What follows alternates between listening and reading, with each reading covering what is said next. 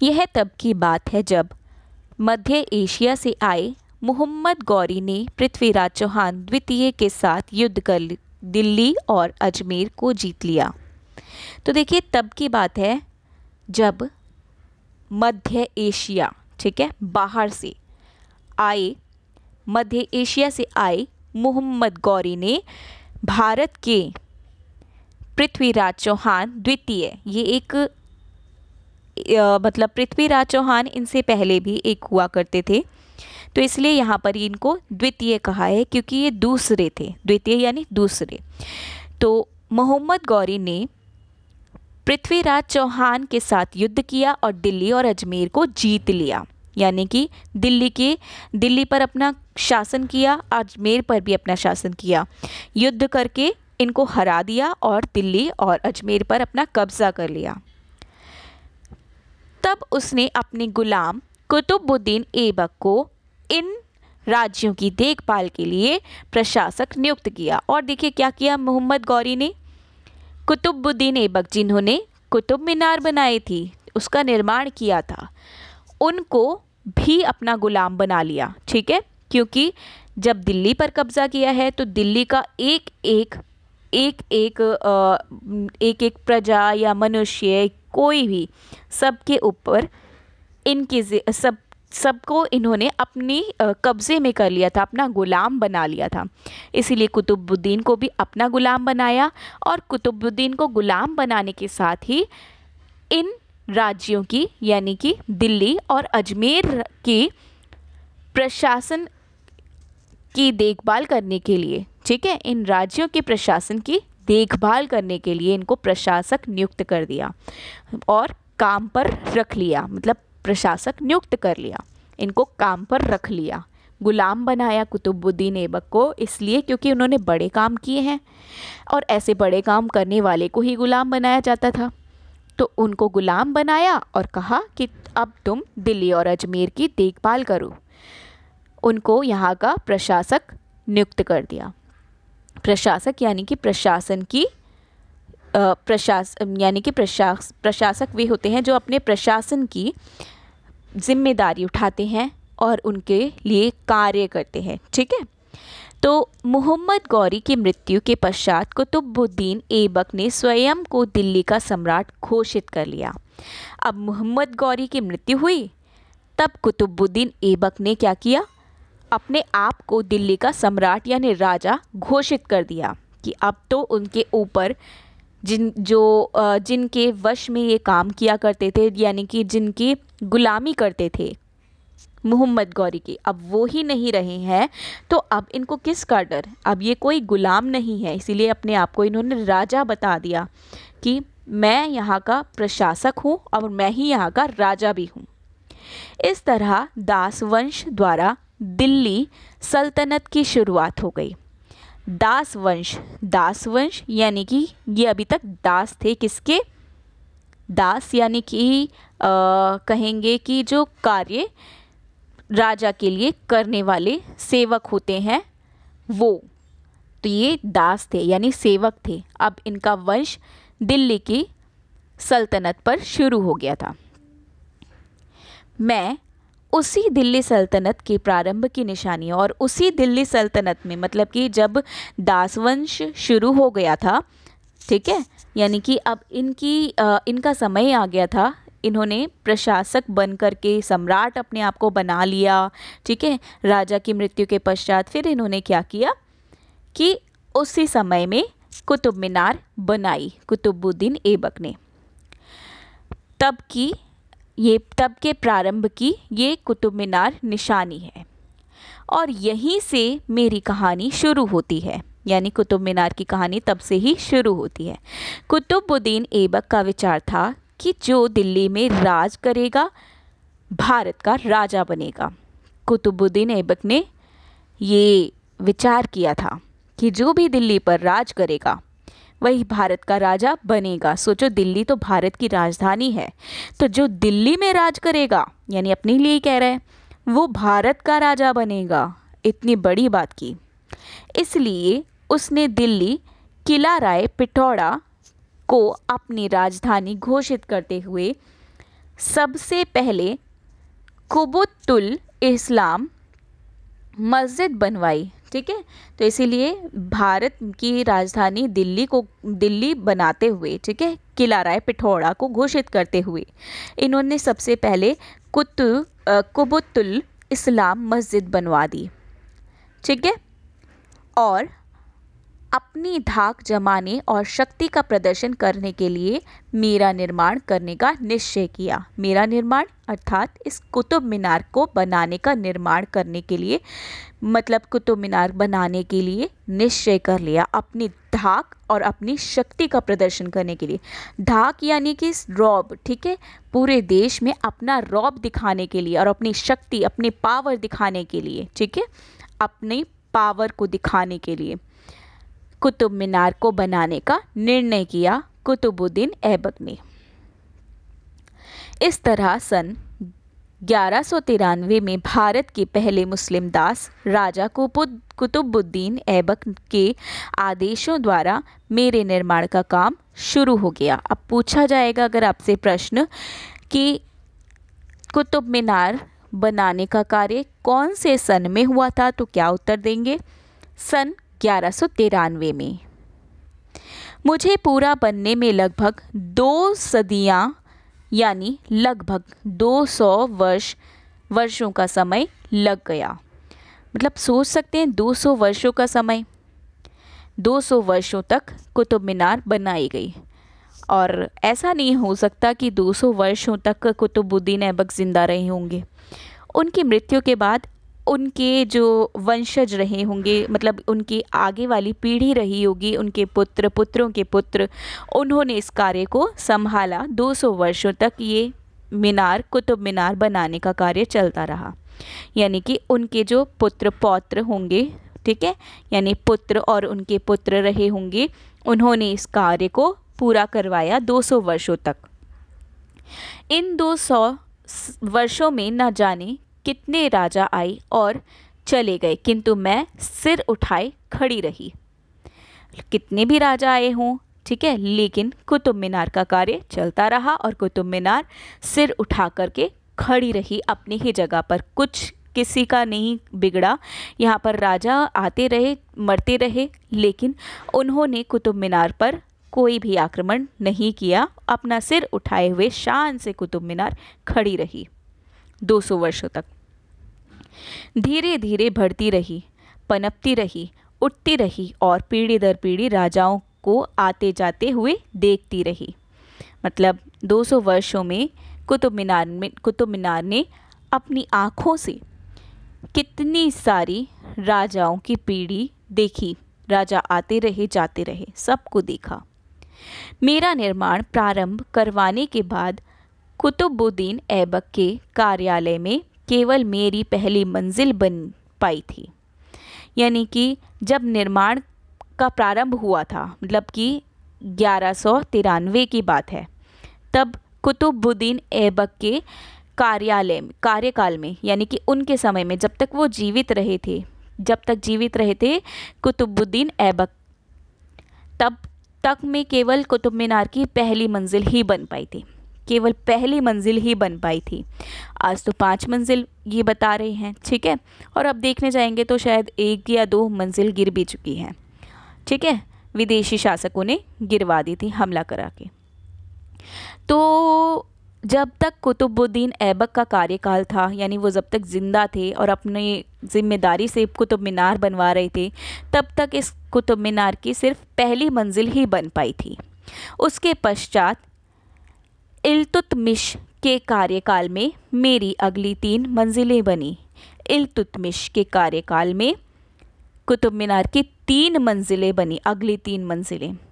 अंतिम यानी 5वीं मंजिल का निर्माण कार्य सन 1368 में फिरोज शाह तुगलक के कार्यकाल में पूरा हुआ।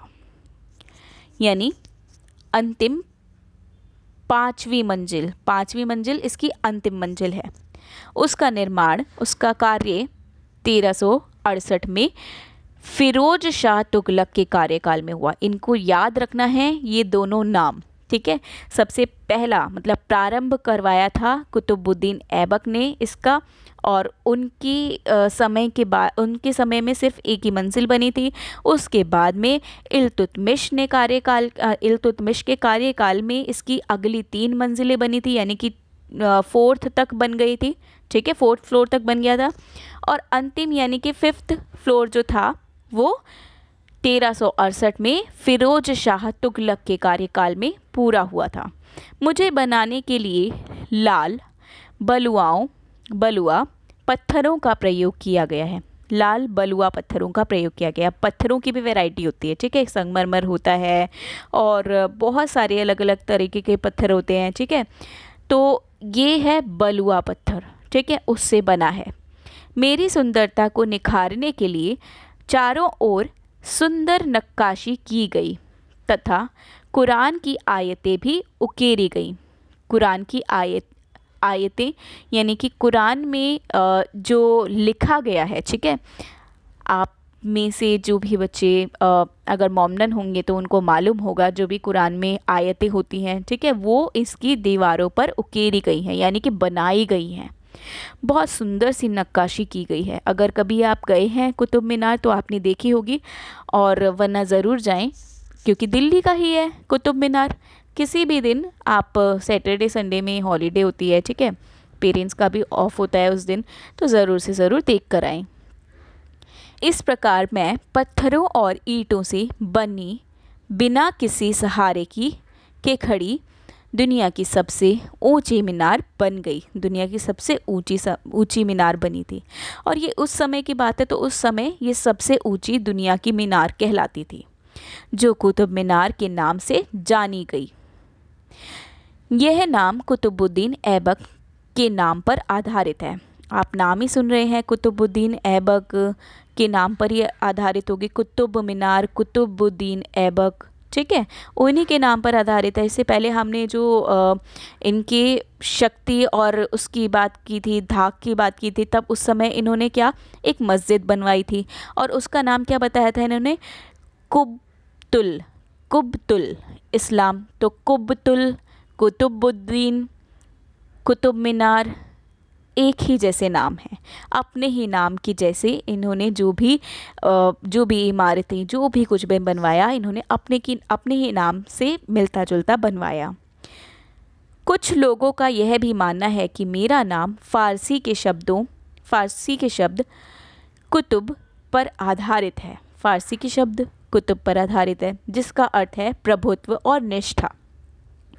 ठीक है, प्रभुत्व और निष्ठा है इसका अर्थ, यानी कि अपनी एक साधना, अपनी एक पहचान, अपनी एक मतलब धाक कहेंगे या वही कहेंगे, पावर कहेंगे, उसकी निशानी है ये कुतुब मीनार, वही इसका अर्थ है।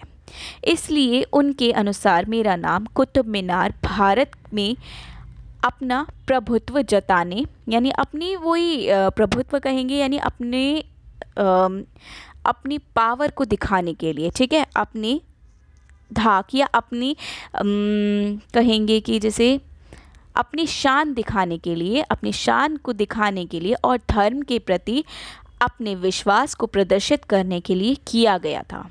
ठीक है, कि मुसलमानों ने भी मतलब कि अपने देश में अपनी पहचान इन मीनारों को बना करके दिखाई है। कारण कोई भी हो, जब मेरा निर्माण पूरा हुआ, तब मैं एक अद्भुत स्मरणीय इमारत के रूप में विकसित हो चुकी थी।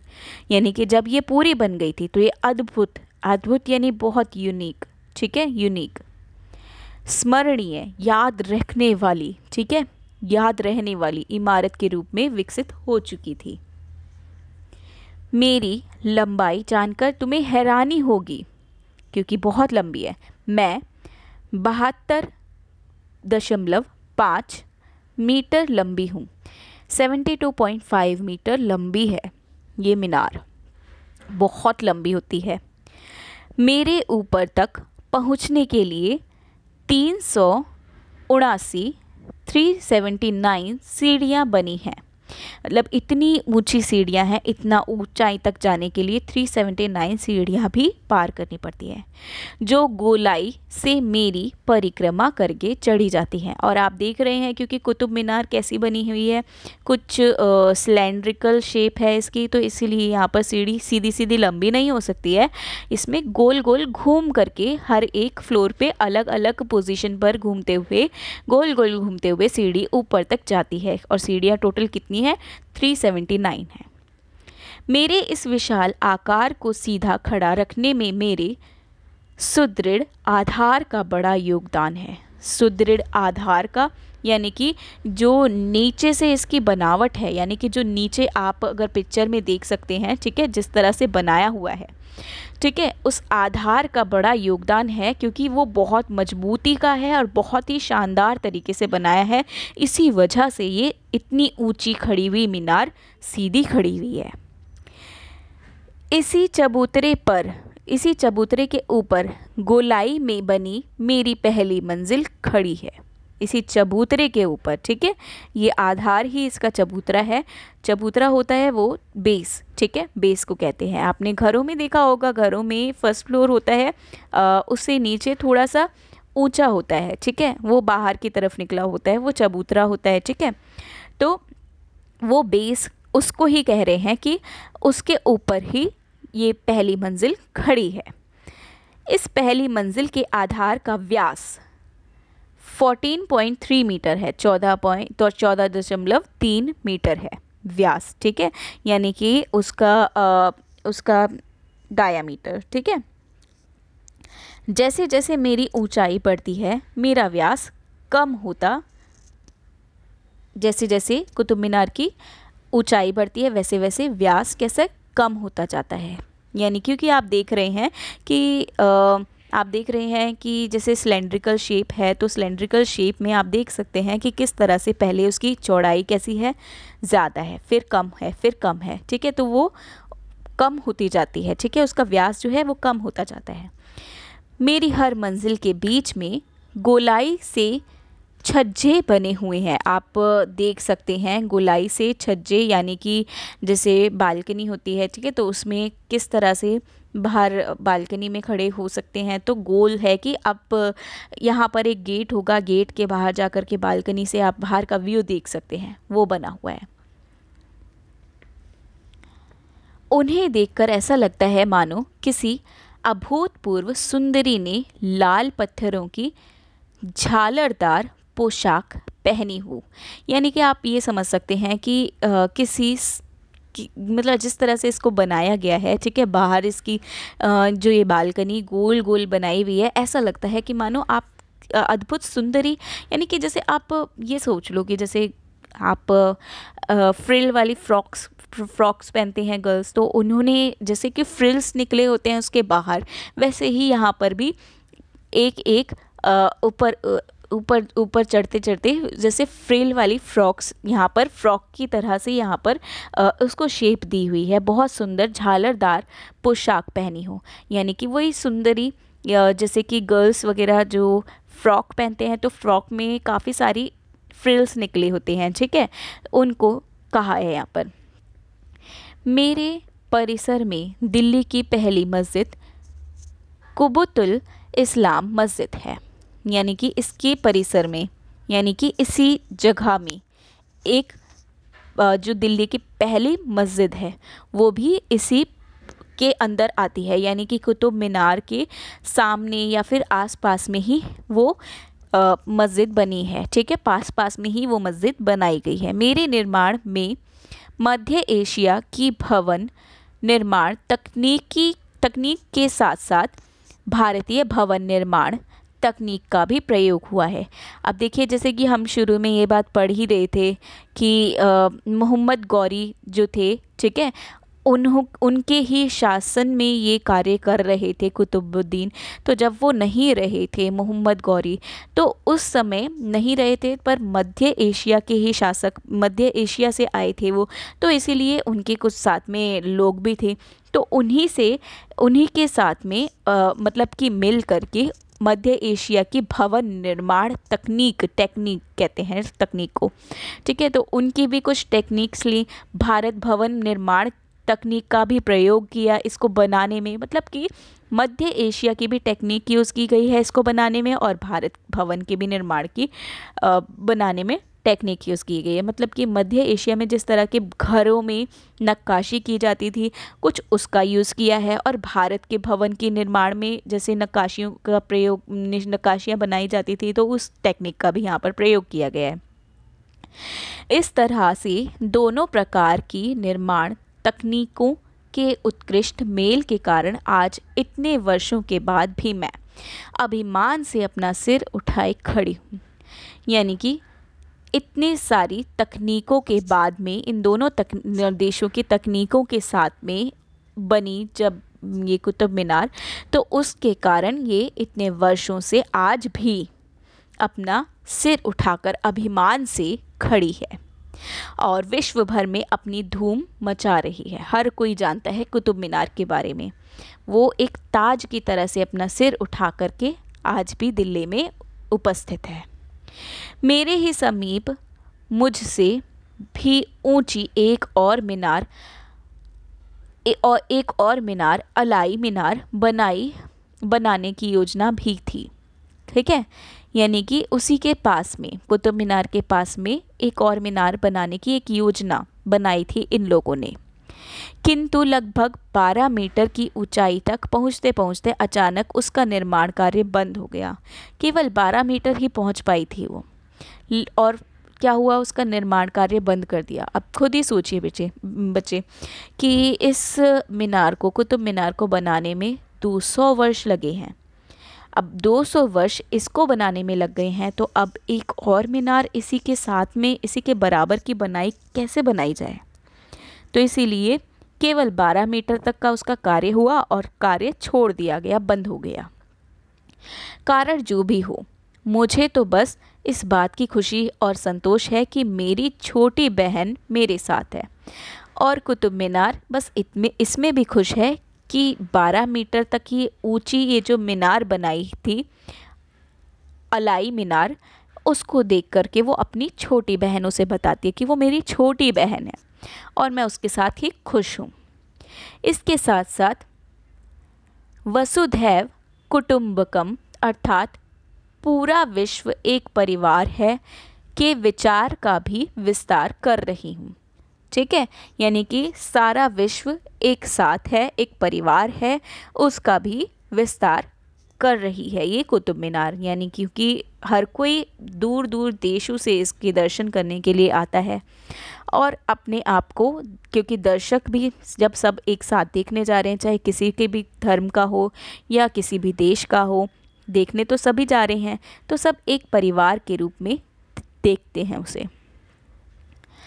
आज जब सभी देशों, धर्मों, वर्गों और समुदायों के लोग प्रतिदिन हजारों की संख्या में मेरे पास आते हैं, तो मेरा सीना गर्व से तन जाता है। और जब इतनी फेमस हो गई है ये कुतुब मीनार कि सब लोग इसे दूर दूर से देखने आ रहे हैं, तो इससे क्या होता है, कुतुब मीनार का सीना गर्व से तन जाता है और गर्व महसूस करती है कि हाँ, बहुत बड़ी बात है कि इसको सब देखने आ रहे हैं, और ये प्रसन्न होती है उससे, इसीलिए इसका सीना भी गर्व से तन जाता है।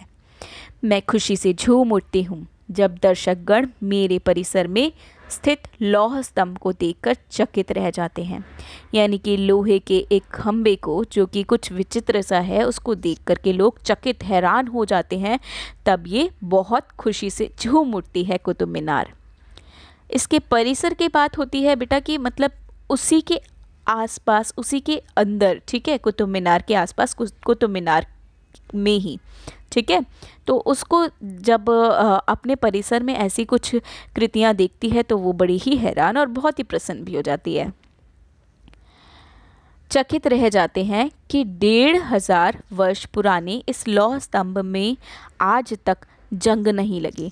और चकित होने वाली बात यह है कि इतने 1000 वर्ष हो गए, 1500।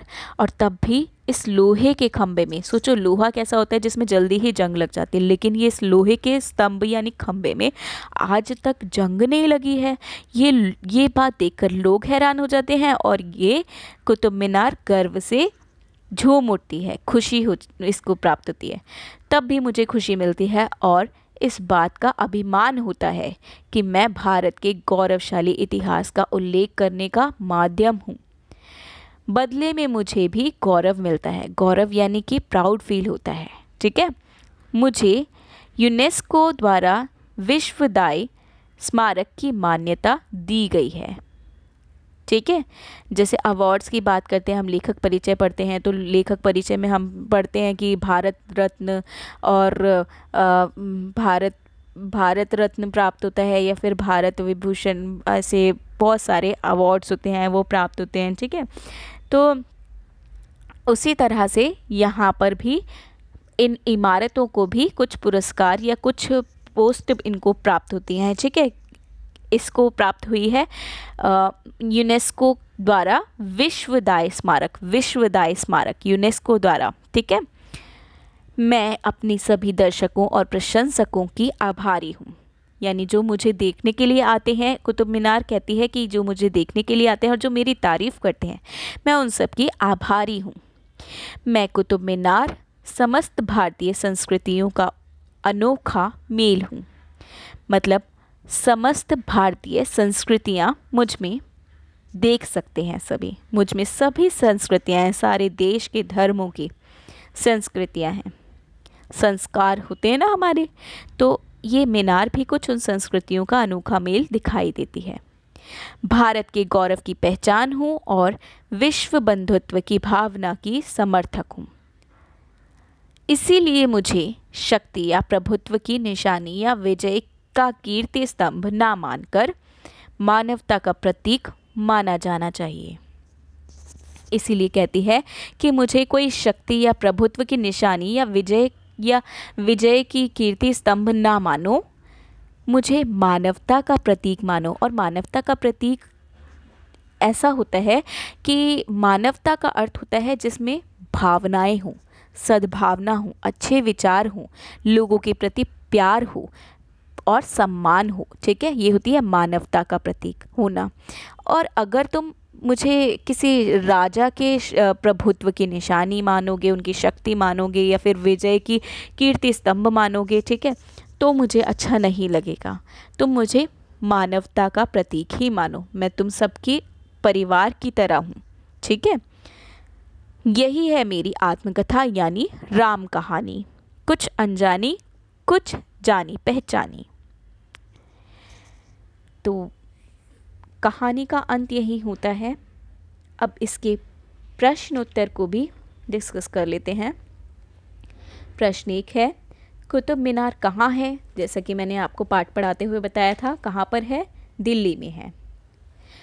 नेक्स्ट क्वेश्चन है आपका, भारत को सोने की चिड़िया क्यों कहा जाता था? भारत को सोने की चिड़िया इसलिए कहा जाता था क्योंकि भारत जो था एक समृद्ध भारत था, यानी जिसके पास सब कुछ था, धन धान्य से परिपूर्ण था, भरपूर था, कला संस्कृति की दृष्टि से भी परिपूर्ण था, ठीक है। हमारे देश में कलाकृतियाँ संस्कृतियों का भी बहुत ही प्रभाव था हमारे देश का, ठीक है। इसलिए भारत को सोने की चिड़िया कहा जाता था। नेक्स्ट क्वेश्चन है आपका, मोहम्मद गौरी की मृत्यु के बाद कौन दिल्ली का राजा बना? कौन बना था? कुतुबुद्दीन ऐबक। फिर लघु प्रश्न का प्रश्न 1 है, कुतुब मीनार किस रंग के पत्थरों से बनी है? लाल रंग के पत्थरों से बनी है ना। हमने ये भी शुरू से ही पढ़ा था, लाल रंगों के पत्थरों से बनी है। फिरोज शाह तुगलक के कार्यकाल में कौन सी मंजिल बनी थी? फिरोज शाह के कार्यकाल में कुतुब मीनार की 5वीं यानी अंतिम मंजिल बनी थी। वसुधैव कुटुंबकम का क्या अर्थ होता है? अभी पढ़ा था हमने, यहाँ पर अभी हमने पढ़ा था वसुदेव कुटुंबकम का अर्थ होता है, यहाँ पर क्या बताया गया है? कौन सी लाइन में देखेंगे? आप देखेंगे 3rd पैराग्राफ की लास्ट लाइन, वसुधैव कुटुंबकम अर्थात पूरा विश्व एक परिवार है। तो इसका अर्थ है पूरा विश्व एक परिवार है। फिर नेक्स्ट क्वेश्चन है आपका, यूनेस्को द्वारा कुतुब मीनार को क्या मान्यता दी गई? क्या मान्यता दी गई? यूनेस्को द्वारा कुतुब मीनार को एक मान्यता दी गई थी। अभी अभी बात बताई थी जब मैंने बताया था कि अवार्ड जैसे प्राप्त होते हैं, लेखकों को प्राप्त होते हैं, तो एक तो भारत रत्न होता है और पद्म विभूषण होता है, ठीक है। तो यहाँ पर आप देखेंगे यूनेस्को द्वारा, यानी कि आप last paragraph, I think second, third और फोर्थ पैराग्राफ आप देख सकते हैं, उसमें सेकेंड लास्ट लाइन है यहाँ पर, मुझे यूनेस्को द्वारा विश्वदाय स्मारक की मान्यता दी गई। तो विश्वदाय स्मारक, ठीक है, विश्वदाय स्मारक की मान्यता प्राप्त हुई थी। दीर्घ प्रश्नोत्तर का प्रश्न 1 देखिए, कुतुबुद्दीन ऐबक ने दिल्ली को अपनी राजधानी क्यों बनाया? क्यों बनाया था? कुतुबुद्दीन ऐबक का विचार था कि जो दिल्ली पर राज करेगा वही भारत का राजा बनेगा, इसलिए उसने दिल्ली यानी कि किला राय पिथौरा को अपनी राजधानी बना दिया था, ठीक है। यानी देश की राजधानी दिल्ली को बना दिया था, क्योंकि जो दिल्ली पर राज करेगा वो भारत का राजा कहलाएगा, ठीक है। नेक्स्ट क्वेश्चन है, कुतुब मीनार की 5 मंजिलें किस किस के शासनकाल में बनी और किस किस के में बनी थी?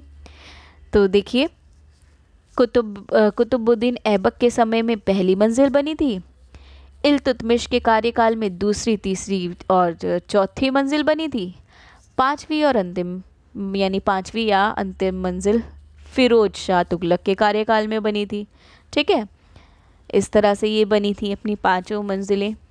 फिर नेक्स्ट है क्वेश्चन आपका, कुतुब मीनार का सीना गर्व से क्यों तन जाता है? क्यों तन जाता है? कुतुब मीनार बहुत ही सुंदर मीनार है, पहली बात, ठीक है।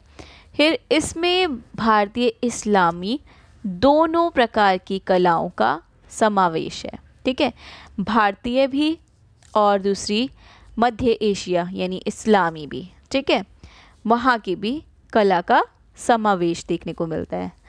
जब सभी धर्म, वर्ग, समुदाय के लोग हजारों की संख्या में इसकी सुंदरता को देखते हैं और सराहते हैं, यानी प्रशंसा करते हैं, तब कुतुब मीनार का सीना गर्व से तन जाता है। अभी हमने लास्ट में इस चैप्टर में पढ़ा है। नेक्स्ट क्वेश्चन है, लौह स्तंभ की क्या विशेषता है? लौह स्तंभ की क्या विशेषता है कि उसमें 1500 वर्ष हो गए लेकिन आज भी जंग तक नहीं लगी है, ये उसकी विशेषता है। नेक्स्ट क्वेश्चन है आपका, कुतुब मीनार का वर्णन अपने शब्दों में कीजिए। तो कुतुब मीनार का वर्णन आप अपने शब्दों में किस तरह से कर सकते हैं? आप इस तरह से कर सकते हैं कि ये एक प्राचीन इमारत है और 200 वर्षों तक ये बनी है, ठीक है, 200 वर्षों के कार्यकाल में बनी है और इसको बनाने के लिए तीन लोगों ने कार्यभार संभाला था, यानी कि स्वयं कुतुबुद्दीन ऐबक ने, उनके कार्यकाल में सिर्फ एक मंजिल बन पाई थी, और दूसरे कौन से थे? दूसरे थे इल्तुतमिश, उन्होंने दूसरी, तीसरी और चौथी मंजिल बनाई थी, और फिर उनके बाद में आए थे फिरोज शाह तुगलक, जिन्होंने इसकी अंतिम या 5वीं मंजिल बनाई थी, ठीक है। और आज भी इतिहास इसके लिए गर्व करता है कि इसने भारत का नाम जो है, भारत का नाम भी रोशन किया है, ठीक है, भारत को गर्व महसूस करवाया है इस मीनार ने, और ये एक मानवता का प्रतीक है, ठीक है, ऐतिहासिक धरोहर है जो हम आज भी इसके दर्शन करने के लिए जाते हैं। पर्यटक का आकर्षण का केंद्र भी है ये, ठीक है, पर्यटक यानी कि दर्शक, ठीक है, आप दर्शक बोल सकते हैं, दर्शकों के आकर्षण का केंद्र है, आकर्षण यानी कि उनको अट्रैक्ट करने वाला है ये, ठीक है, और दिल्ली की शान भी है, ठीक है। बाकी के बहुविकल्पीय प्रश्नोत्तर और व्याकरण बोध आपको PDF में इसके उत्तर मिल जाएंगे। Thank you class.